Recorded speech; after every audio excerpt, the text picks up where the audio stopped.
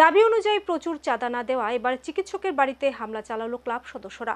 এই ঘটনায় ক্লাবের বিরুদ্ধে দায়ের করা হয় মামলা। ঘটনা আগরতলা শিবনগর এলাকায়। পুজোর দিন যত এগিয়ে আসছে ততই চাঁদা নিয়ে জুলুমবাজির অভিযোগ বাড়তে থাকায় প্রশাসনের ভূমিকা নিয়ে একাংশ মহলে উঠছে প্রশ্ন। সামনে আসছে শারদীয়া দুর্গোৎসব। পুজোর দিন যতই এগিয়ে আসে ততই যেন পুজোর আয়োজনে ব্যস্ততা বাড়ছে। আর এই ব্যস্ততার মাঝে যেন রাজ্যে বিভিন্ন প্রান্তে অস্বাভাবিক হারে বেড়ে গেছে চাঁদা জুলুমবাজি।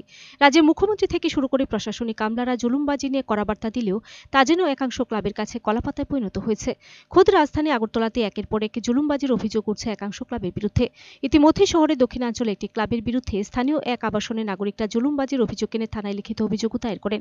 কিন্তু অভিযোগের পরিপ্রেক্ষিতে পুলিশ প্রশাসনে কোনো ধরনের পদক্ষেপ লক্ষ্য করা না যাওয়ায় স্বাভাবিকভাবে পুলিশের ভূমিকা নিয়ে সচেতন নাগরিকদের মনে নানা প্রশ্ন উঠতে শুরু করেছে।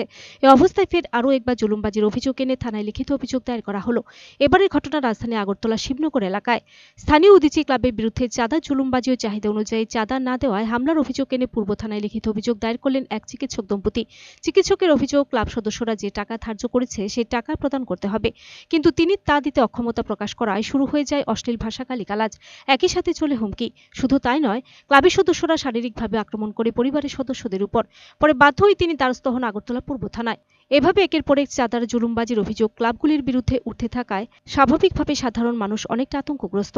উৎসবের দিন যত এগিয়ে আসছে ততই যেন এই আতঙ্ক বাড়ছে। এমনিতে বন্যা পরিস্থিতি কাটিয়ে সাধারণ মানুষ যখন স্বাভাবিক জীবনযাপনের পথে এগিয়ে আসছে, ঠিক তখনই ক্লাবগুলির বিরুদ্ধে একের পর এক উঠে আসে চাঁদা নিয়ে জুলুমবাজির অভিযোগ। পুলিশ প্রশাসন অভিযোগের বিরুদ্ধে কঠোর ব্যবস্থা গ্রহণ না করলে নিঃসন্দেহভাবে তা আগামী দিন ভয়ঙ্কর আকার ধারণ করবে বলে মনে করছেন সচেতন নাগরিকরা। কমপ্লেন করছি পুলিশ থানা যে এরকম গালিগালাজ করছে। তারা ডায়েরিতে নোট করে রাখছে, গতবারের ডেট খুলে দেখেন পাইবেন আপনারা প্রমাণ। তারা নোট করে রাখছে। তারপরে সেটিং শুরু হয়েছে, দেওয়া যায় নাহলে দেখানে কেমনে চলাফেরা করেন, বাইক ভাঙ্গা দিম, গাড়ি ভাঙ্গা দিম, এইসব। তো আমি পাত্তা দিচ্ছি না। পরেও পাঠাইছি, আবার 500 টাকা পাঠাইছি, 501 টাকা পাঠাইছি, 700 টাকাও দিয়ে বলে ট্রাই করছে না। 1500 টাকার নিচে 1 টাকা মানতো না তারা। আচ্ছা গেল, গত বছর গেল, কালী পূজা লক্ষ্মী পূজা অব্দি দিলে তারা জ্বালাইছে আমারে। তারপরে এই বছর শুরু হয়েছে, ভাবছি যে এই বছর আমি আর যাইতামই না, মারে পাঠামো, কারণ গালিগালাজ করে লজ্জা লাগে। মা গেছে সকালে, এখন মার উপর শুরু করছে চিৎকার চেঁচামেচি। সকাল 8টার সময় কলিং বেল টিপ দিছে, মা বাড়িছে, কেউ না কেউ হয়তো আসছে, চিৎকার চেঁচামেচি শোনা যেতেছে। চিৎকার চেঁচামেচি শোনা দেওয়ার পরে আমি কী হইল রে, ভাবছি চাঁদান লেগেই এসে। আমি না, এইবার আমি কিচ্ছু কইতাম না, শুধু ফোন রেকর্ড করবো, ফোনটা দিয়ে রেকর্ড করবো, প্রুফ থাকবো আমার কাছে। ফোনটা নিয়ে বাইরেছি, রেকর্ড করতাম।